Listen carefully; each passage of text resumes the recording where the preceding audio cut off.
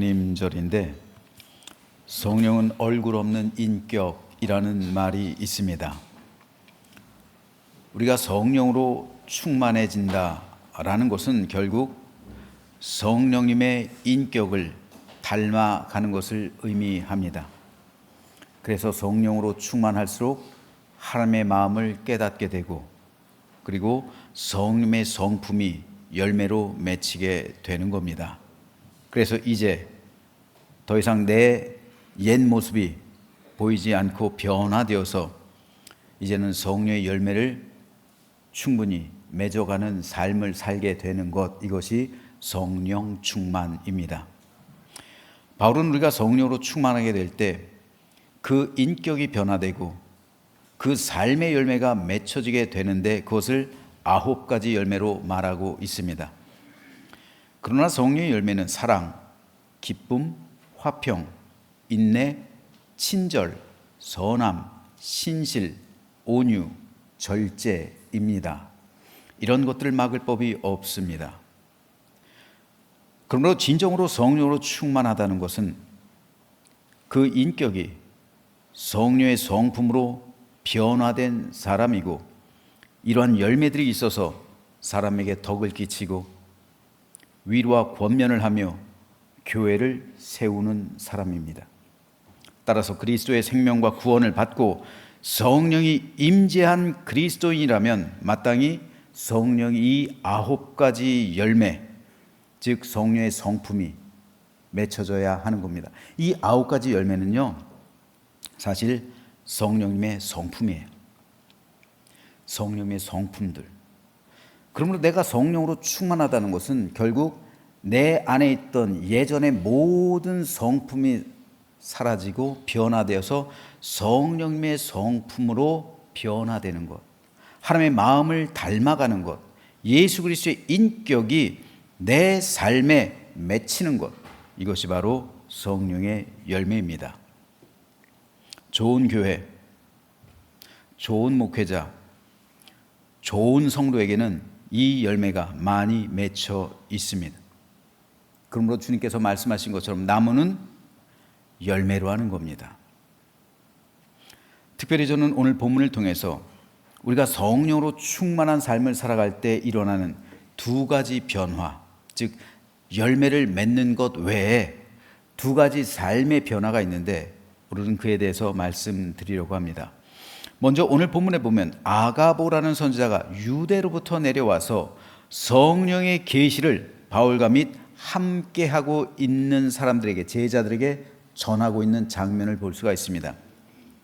그런데 이때 그는 바울이 결박당해서 이방인의 손에 넘겨지게 될 것이라고 성령께서 말씀하셨다 전하고 있습니다. 아주 불길한 말이죠. 불길한 예언입니다. 성령께서 직접 자기에게 말씀하셨다는 점은 누가 듣더라도 거리낄 수밖에 없어요. 아마도 보통 사람이 그런 예언의 말을 했다면 제자들이 그 말을 무시했을 겁니다. 제자들 또한 성령으로 충만한 사람들이잖아요. 그러나 이 말을 한 사람은 아가보라는 사람이에요. 아가보는 오순절 마가다락방에서 성령의 임재를 체험했던 120명의 제자 가운데 하나였습니다. 120명의 제자 가운데 한 사람이에요. 그때 성령으로부터 예언의 은사를 받아서 선지자로 공식적으로 세움받은 사람들이 몇 명 있었는데 아가보는 그 가운데 한 명이었어요. 즉 아가보는 초대 교회에서 공식적으로 선지자의 직분을 준 사람이었던 겁니다. 따라서 당시 주님의 제자들은 모두 아가보의 선지자 직분을 존중하고 인정했어요. 사도행전 11장 28절에 아가보에 대한 기록이 또다시 나옵니다. 그 중에 아가보라 하는 한 사람이 일어나 성령으로 말하되 천하에 큰 흉년이 들리라 하더니 글라우디오 때 그렇게 되니라. 아가보 선지자는 신약성에서 단 2번 나와요. 오늘 본문 그리고 사도행전 11장입니다. 그런데 이 선지자는 그때마다 예언을 하고 있어요. 즉 초대교회에서 선지자라는 직분을 공식적으로 수여해 줬고, 그리고 왜요? 예언의 은사를 받았기 때문에. 모든 성도들에게 공식적으로 예언의 은사를 받은 것을 알고 있었어요. 알려졌어요. 그리고 그때마다 아가보는 성령으로 말하고 있습니다. 예언을 하고 있어요. 그런데 우리가 여기서 주목해 봐야 할 것은 그가 성령으로 말했다라는 사실입니다. 아가보는 자기 생각을 말하지 않았어요. 자기 의견을 말한 게 아니에요. 미래를 예측한 게 아닙니다. 성령의 감동을 받아 성령께서 하시는 말씀을 예언한 거예요. 오늘 보면 11절에서도 마찬가지입니다. 우리에게 와서 바울의 띠를 가져다가 자기 수족을 잡아 매고 말하기를 성령이 말씀하시되, 예루살렘에서 유대인들이 이같이 이 띠 임자를 결박하여 이방인의 손에 넘겨주리라 하거늘. 자, 여기서 우리는 성령으로 우리가 충만해질 때 일어나는 첫 번째 중요한 변화를 알게 됩니다. 그것은 성령으로 충만한 사람은 더 이상 내 말이나 내 생각이나 내 의견을 말하지 않는다는 거예요. 성령이 우리에게 임하고 우리가 성령으로 충만하게 될 때 우리는 성령의 말을 하게 됩니다. 즉 예언을 한다는 거예요. 예언을. 그런데 이 예언이란 말은 세상 사람들이 말하는 예언과는 차원이 다른 거예요. 세상 사람들도 예언을 하죠. 일례로 노스트라다무스, 이런 많은 사람들이 예언을 해요. 심지어는 무당도 예언을 해요. 그렇죠?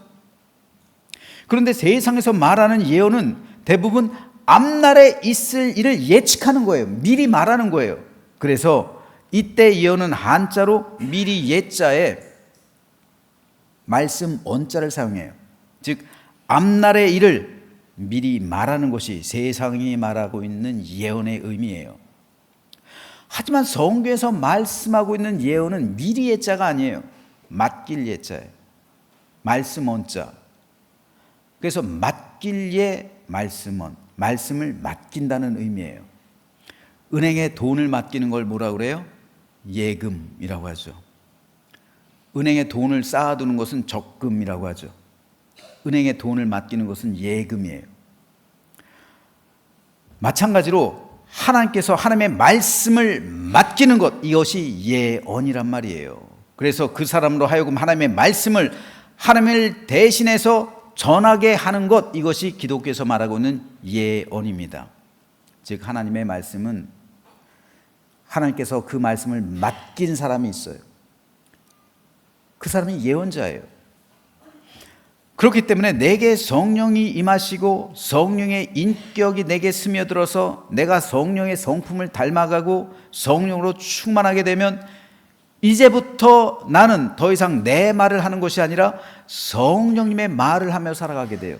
즉 예언자적인 삶을 살아가게 된다는 말입니다. 백악관 대변인이나 청와대 대변인은 자기 말을 하지 않아요. 대변인은 오로지 대통령의 말을 전달하는 사람이에요. 성경에서 말하고 있는 예언자가 바로 이와 동일한 의미입니다. 예언자는 철저하게 하나님의 말씀만을 전해야 하는 사람이에요. 그런데 만일 청와대 대변인이 대통령이 말이 아니라 자기 말을 한다면 그 나라 어떻게 되겠어요? 대변인이 나와서 막 자기 생각을 말하고 자기 국정에 대해서 자기 의견을 피력하고 그러면 어떻게 되겠어요? 그 나라가 안 되는 거죠. 대변인은 대통령의 말만 전달하는 거예요. 그 이상도 그 이하도 아니에요. 설교도 마찬가지예요. 가장 위험한 설교, 가장 좋지 않은 설교는요, 성경 말씀을 인용해서 자기가 하고 싶은 말을 하는 거예요. 성경을 본문으로 택하긴 하는데 여기서 자기 말을 추출해내는 거, 이거 굉장히 위험한 거예요. 안 좋은 겁니다. 이에 대해 하나님은 선지자 예레미야를 통해서 이렇게 말씀하세요. 여호와께서 내게 이르시되 선지자들이 내 이름으로 거짓 예언을 하도다. PPT 6번이요. 나는 그들을 보내지 아니하였고 그들에게 명령하거나 이르지 아니하였거늘 그들이 거짓 계시와 점술과 헛된 것과 자기 마음의 거짓으로 너에게 예언하는도다. 자기 마음의 거짓으로. 나는 그들을 보내지 아니했다는 거예요. 나는 그들에게 말씀을 맡긴 적이 없다는 거예요. 내 말을 주지 않았다는 거예요. 즉 예언자를 삼지 않았다는 거죠. 나는 그들을 예언자로 부르지 않았다는 거예요. 나는 그들에게 내 말을 맡기지 않았다는 거예요. 그런데 자기들이 스스로 하나님을 빙자한 말을 한다는 거예요. 자기들이 스스로 예언을 한다는 거예요. 자기 생각을 말한다는 거예요. 성경을 인용해서 자기 생각 말한다는 거예요. 성경은 텍스트일 뿐 자기 마음을 말한다는 거예요. 하나님은 이런 사람을 거짓 선지자, 거짓 예언자라고 말씀합니다. 제가 설교 준비하면서 가장 두려워하는 부분이 이거예요. 까딱 잘못하다간 저도 거짓 선지자가 될 수밖에 없어요. 내 말을 하면. 대변인은 하나님의 말만 해야 된다니까요. 내 말을 하면 안 된다니까요. 청와대 대변인이 자기 말 하면 안 되잖아요. 그럼 그 나라 어떻게 되겠어요? 마찬가지로 교회에서 목회자들도요, 자기 말 하면 안 돼요. 자기 정치적인 의견 피력하면 안 돼요. 자기 사회적인 어떤 생각, 판단 이런 거 말하면 안 되는 겁니다. 하나님의 말씀만 전해야 돼요. 하나님의 말씀만. 하나님께서 말씀하신 맡겨주신 그 말씀만 해야지 내 개인적인 의견, 내 개인적인 생각, 내 어떤 성향 이런 거 이런 거 말하면 안 되는 거예요. 그건 진리가 아니에요. 자기 생각이지. 하나님의 순전한 말씀이 아닌 내 생각을 성경 말씀을 인용해서 말한다면 그 설교는 그 자체로서 재앙인 거예요. 여러분, 제가 그런 설교자 되지 않도록 위에서 기도해 주시길 부탁드립니다. 그런데 설교자도 하나님의 말씀을 대신하는 그런 예언자적인 설교를 해야 되지만 성도들 역시 내 말을 하며 살아가는 것이 아니라 하나님의 말씀을 하면서 살아가는 예언자적인 성도로서의 삶을 살아가야 돼요. 하나님은 목회자뿐 아니라 성도들 모두를 예언자로 삼으신 거예요. 하나님의 말씀을 맡겼단 말이에요. 구약시대, 여러분 우리 제함교회 성도들 이 정도는 아셔야지요. 구약시대에 성령께서 활동하셨어요? 안 하셨어요? 하셨어요? 오순절 강림 때 성령께서 임하신 거 아니에요? 구약에 활동하셨어요? 안 하셨어요? 성령께서 활동하셨죠. 성령께서 임하셨잖아요. 그런데 그때는 제한된 사람들, 아주 소수의 사람들, 그들에게만 임하셨어요. 그런데 요엘서 2장 28절에서부터 나오는 만민에게 내 영을 부어준다. 뭡니까? 예수 그리스도 이후로, 성령 강림절 이후로 만민에게, 모든 사람에게 영을 부어주신 사건, 그것이 바로 오순절 성령 강림 사건이에요. 모든 사람에게 다, 그렇죠? 예수님을 구주로 영접하는 모든 사람은 다 성령을 받는 거예요. 성령을 받는 사람이 누가 된다고? 예언자가 된다. 하나님의 말씀을 맡게 된다고. 그러니까 그 순간부터 우리는 다 제사장이 된 것이고 예언자가 된 것이고, 그렇죠, 모두 하나님의 종들이 된 거잖아요. 그렇기 때문에 성도들 역시 예언자적인 사명이 있는 거예요. 이 예언의 말씀을 통해 교회 공동체에서 공적으로 하게 되면 설교가 되는 것이고, 개인의 삶 속에서 하게 되면 간증의 형태가 되는 거예요. 왜 사람들이 교회에서 실족받고 상처받을까요? 가장 큰 원인은요, 말이에요. 말. 사람들은 말 때문에 상처받아요. 한 8, 90%는 말 때문에 상처받을 거예요. 왜요? 내 말 하니까. 그럼 내 말, 내 생각, 내 판단, 내 의견. 하나님의 말씀을 해야 모든 사람이 수긍하고 그 말씀을 받아들이는데 사람의 말을 하니까 교회에서 분쟁이 생기는 거예요. 왜요? 내 생각과 당신 생각은 달라. 생각이 다르니까요. 하지만 말씀은 다르지 않잖아요. 진리는 하나잖아요. 교회에선 말씀이 울려 퍼져야지 내 말이 나와서는 안 되는 거예요. 교회에선 예언이 나와야 되지 내 말을 하면 안 되는 겁니다. 내 말을 하니까 교회에서 분쟁이 생기고 다툼과 갈등으로 번지는 거예요. 고린도 교회가 그랬잖아요. 고린도 교회만큼 성령의 은사가 풍성했던 교회가 없었어요. 그런데 고린도 교회는 4분 오열된 교회였어요. 여러분, 성령의 은사 가지고도 싸운 교회가 고린도 교회예요. 성령의 은사를 다 받았어요. 근데 그 은사 가지고 우위를 논하고 그 은사, 어떤 은사가 더 좋냐 나쁘냐 이거 가지고도 싸웠다니까요. 성령의 은사 가지고도 싸움과 다툼이 일어날 수 있어요. 이들이 싸우고 다투고 갈등하며 교회를 분열시킨 것은 그들에게 은혜가 없어서가 아닙니다. 오히려 은혜가 더 많아서예요. 오히려 그들은 깊은 영적 체험도 있고 성령의 은사를 다양하게 받았고 어떤 교회보다 뜨거웠어요. 그런데 고린도 교회가 갈라지고 분열된 이유는 하나예요. 예언자적인 삶을 살아가지 못했기 때문에 그렇습니다. 그들이 아무리 많은 성령의 은사를 받고 아무리 깊은 영적 체험을 했다 할지라도 성령의 말을 하는 것이 아니라 각자가 자기 말을 하고 자기 의견을 피력하면서 살아간다면 그 교회는 오히려 그들이 받은 영적 체험과 성령의 은사로 인해서 분열되고 갈라지는 거예요. 이에 대해서 바울은 고린도 교회의 이 고질적인 문제를 해결할 수 있는 방안을 2가지 제시해요. 첫 번째는 사랑이에요.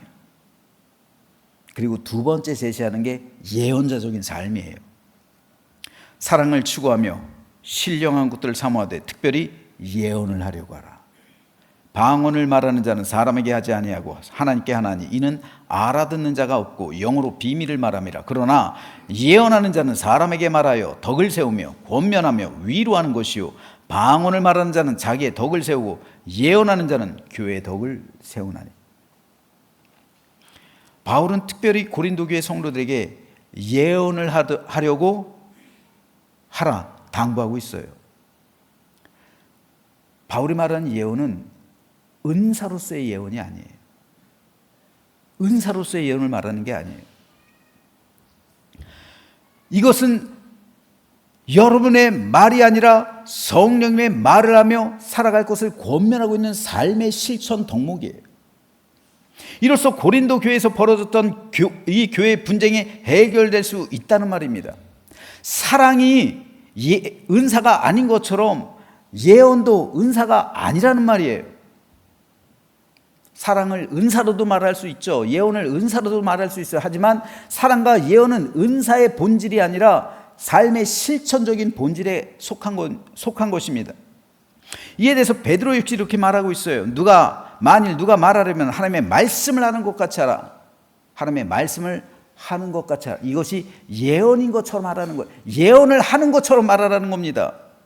봉사하려면 하나님이 공급하시는 힘으로 하는 것 같이 하라. 이 말씀이 뭡니까? 베드로 역시 예언자처럼 말하라고 말하고 있는 거예요. 내 생각으로 말하지 말고 하나님 뜻이 무엇인지를 분별하고 하나님의 생각을 말하라는 거예요. 하나님께서 맡겨주신 그 말을 하라는 겁니다. 많은 교회가 여기에 실패하고 있어요. 그래서 저마다 내 생각과 내 의견, 내 말을 하고 있어요. 그래서 서로 상처받아요. 다툼, 원망이 교회 가운데 일어나요. 결국 하나님의 교회가 무너져요. 마귀의 세력이 기뻐하죠. 이것이 예언을 하는 사람과 내 말하는 사람, 그 교회의 특징이 되는 거예요.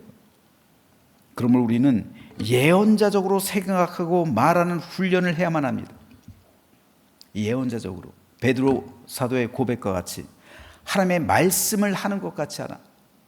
내가 예언자적인 말을 하게 되면 어떻게 돼요? 먼저 기도해야겠죠? 그러면서 이것이 하나님 뜻인가? 아닌가? 분별하겠죠? 깊이 고민하겠죠? 그리고 이것이 하나님께서 내게 맡겨주신 말이구나. 하나님께서 나에게 주시는 말씀이구나. 그때 말하라는 거예요. 그때. 그거는 예언이라는 거예요. 그게 예언. 그럴 때 교회는 덕이 되고 하나님의 말씀이 교회 가운데 선포되어지고, 그리고 이로써 하나님의 교회가 세워진다는 겁니다. 그러므로 저도 예언자적으로 설교하도록 노력하겠습니다. 그래서 내 말이 아니라 하나님의 말씀만을 온전히 전하려고 최선을 다하겠습니다. 여러분도 교회에서 예언자처럼 말하고 예언자처럼 말하기를 힘쓰시기를 주님의 이름으로 부탁드립니다. 그래서 성도를 위로하시고 권면하시며 교회의 덕을 세우는 생명과 구원의 공동체를 이루는 우리 교회가 되시기를 주님의 이름으로 축복합니다. 두 번째로, 우리가 성령으로 충만하게 될 때 일어나는 중요한 변화는 하나님의 뜻이 무엇인지를 올바로 분별하고 깨달을 수 있게 된다는 거예요. 자, 오늘 본문 11절 말씀을 다시 한번 보면요,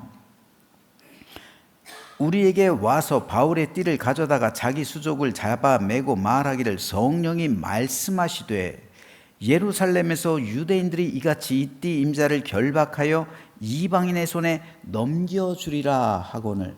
아가보 선지자의 예언이에요.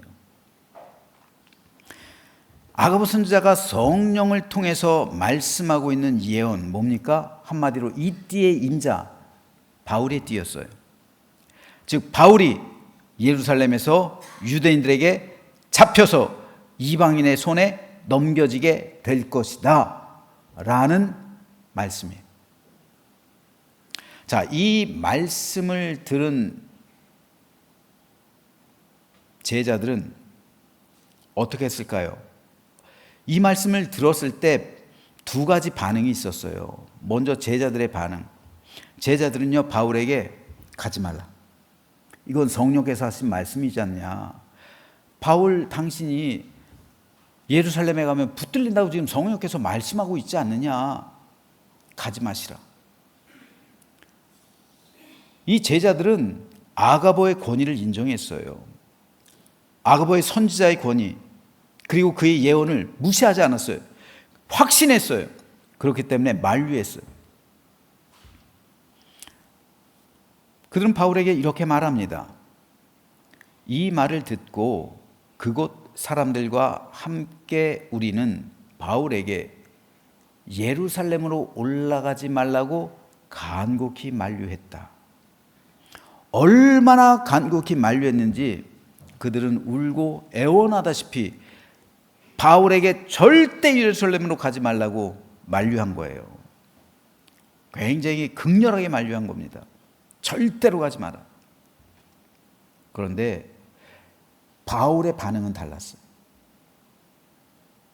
바울은 13절에서 이렇게 말해요. 그때 바울이 대답하였다. 왜들 이렇게 울면서 내 마음을 아프게 하십니까? 바울에게 울며 애원한 거예요. 제자들이 그만큼 바울을 사랑했기 때문에, 바울이란 존재가 귀했기 때문에. 왜 예루살렘에 가서 붙들려서 죽으려고 해요? 가지 마세요. 성령께서 지금 말씀하시잖아요. 성령께서 말씀하시는데 왜 가려고 하냐고 막은 거예요. 그러나 바울은 왜들 이렇게 울면서 내 마음을 아프게 하십니까? 나는 주 예수의 이름을 위해서 예루살렘에서 결박을 당할 것뿐만 아니라 죽을 것까지도 각오하고 있습니다. 바울은 자기가 그래도 가겠다라고 선언하고 있는 거예요. 제자들의 권면 듣지 않았어요. 결과는 어떻게 됐습니까? 아가보의 예언처럼 바울은 예루살렘에서 붙들려요. 그리고 결국 이방인의 손에 넘겨져요. 자, 그러면 여기서 질문이에요. 바울이 성령의 말씀을 어긴 걸까요? 성령께 순종한 거예요? 순종하지 않은 거예요? 바울이 성령께 순종한 거예요? 순종하지 않은 거예요? 여러분, 이걸 아셔야지 오늘 설교를 이해해요. 바울이 성령님에게 순종한 겁니까? 순종하지 않은 겁니까? 순종하지 않은 거예요?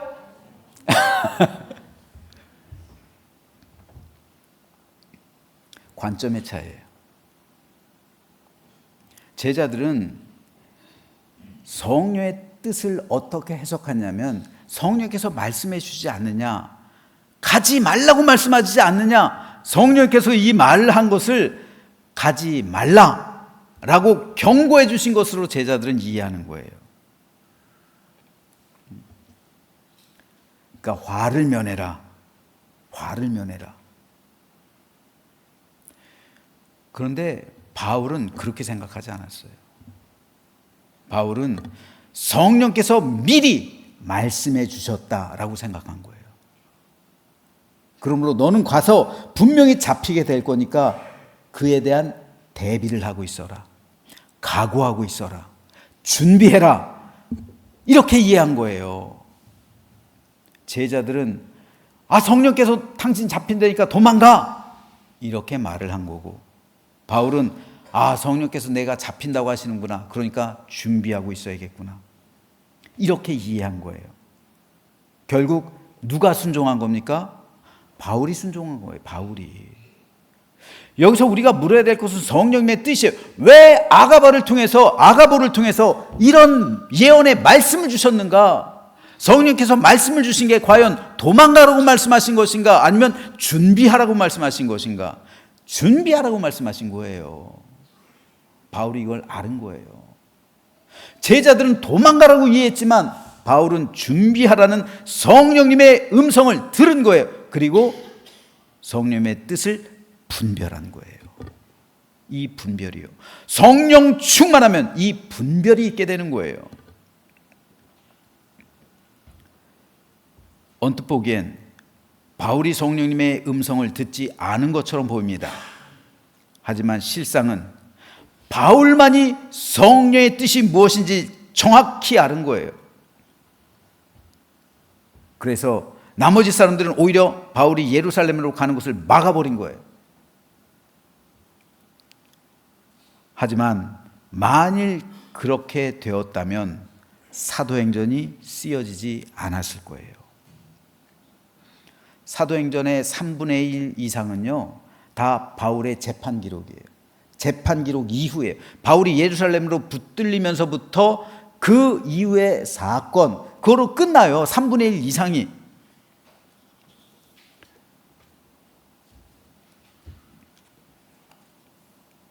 만일 다른 제자들의 권면에 따라 바울이 예루살렘으로 가지 않고 다른 곳으로 도망갔더라면 바울은 자기 생명을 살릴 수 있었을 거예요. 하지만 그는 성령의 도구가 될 수 없었을 것이고, 따라서 사도행전이라는 성경이 존재하지 않았을 거예요. 존재했다 할지라도 바울이 중심이 아니라 다른 사람이 중심이 되었을 겁니다.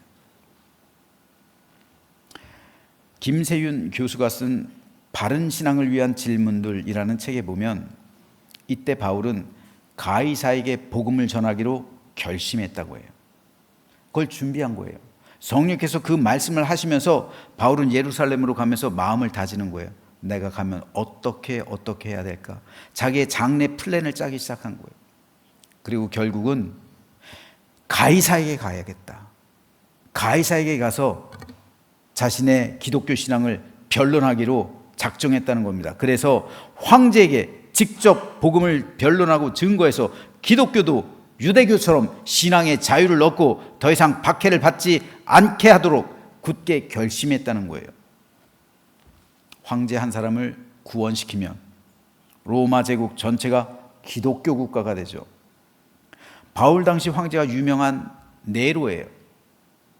베드로와 바울 모두 네로에게 죽임당했습니다. 하지만 성령께서는 바울이 품은 열망과 꿈을 사용하셨어요. 결국 얼마 후에 콘스탄티누스 대제에 의해 기독교는 로마의 국교가 됩니다.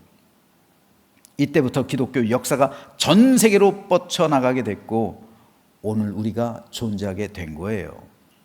그 시작이 됐던 것이 바로 오늘 본문 11절이에요.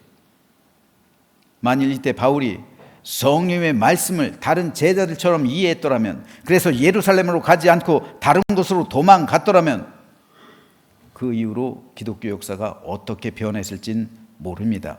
어쩌면 오늘 우리가 이 자리에 앉아있지 않았을 수도 있어요. 한 사람의 성령님의 뜻에 대한 올바른 이해가 기독교 신앙의 지도를 바꿔버린 거예요.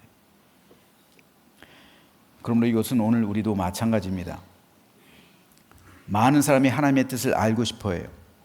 그럼에도 하나님의 뜻을 알 수 없는 이유, 하나님의 뜻을 제대로 분별할 수 없는 이유는 한 가지, 성령으로 충만하지 않기 때문입니다. 우리가 진정으로 성령으로 충만하게 된다면 예언자처럼 말하게 될 것이고, 그리고 성령님의 올바른 뜻을 분별하게 될 겁니다. 이 두 가지요. 오늘 설교를 통해서 저는 이 두 가지를 말씀드렸습니다. 우리가 성령으로 충만하게 된다면 예언자처럼 말하게 될 것이고, 그리고 하나님의 뜻을 제대로 올바로 분별하게 될 것이다. 그러니까 이 두 가지는 하나가 되는 거예요. 예언자처럼 말하기 위해서 성령을 올바로 분별해야죠. 그래서 사도 바울은 이렇게 말합니다. 오직 하나님이 성령으로 이것을 우리에게 보이셨으니 성령은 모든 것 곧 하나님의 깊은 것까지도 통달하시니라. 하나님의 깊은 뜻까지도 아시는 그 성령께서 오늘 우리 안에 임재하셨다고요. 우리가 예수 그리스도를 마음에 영접하는 순간 우리 안에 성령께서 임재하신 줄로 믿으시기를 주님의 이름으로 축복합니다. 그럼 우리는 성령으로 이제 충만해야 되는 거예요. 성령 세례와 성령 충만은 다르다고 했죠. 성령의 세례는 뭡니까? 성령께서 단 1회 내 안에 임재하시는 사건, 이것이 성령 세례예요. 하지만 성령으로 충만하다는 것은 성령 세례가 아니라 매일의 삶 가운데 성령께서 우리 삶에 녹아지는 거예요. 예를 들어서 각설탕을 넣으면 그 각설탕은 아직 녹아지지 않았기 때문에 물맛이 나요. 하지만 그 각설탕이 풀어지는 과정, 그것이 성령의 충만이란 말입니다. 그러는 과정 가운데 나의 모든 것은 사라지고 성령의 성품이 내 안에 열매로 맺혀지게 되는 것, 이것이 성령 충만이에요. 성령 충만하게 될 때 비로소 우리는 하나님의 뜻을 분별하게 되고, 그리고 그 분별한 것을 가지고 올바로 제대로 예언자적인 말을 하게 되는 겁니다. 그러므로 저는 성령으로 충만한 오늘 성령 강림절 아침 되기를 주님의 이름으로 축복합니다. 그래서 이제부터 성령의 뜻을 온전히 분별하며 예언자적인 말을 하며 성령의 열매를 맺음으로 우리 교회와 성도의 가정과 삶 속에서 주의 풍성하신 은혜와 생명과 구원의 역사와 많은 사람을 위로하고 많은 사람을 구원의 길로 인도하며 많은 사람들의 덕과 유익을 끼치는 믿음의 삶을 살아가는 우리 모두가 되시기를 주님의 이름으로 축원합니다.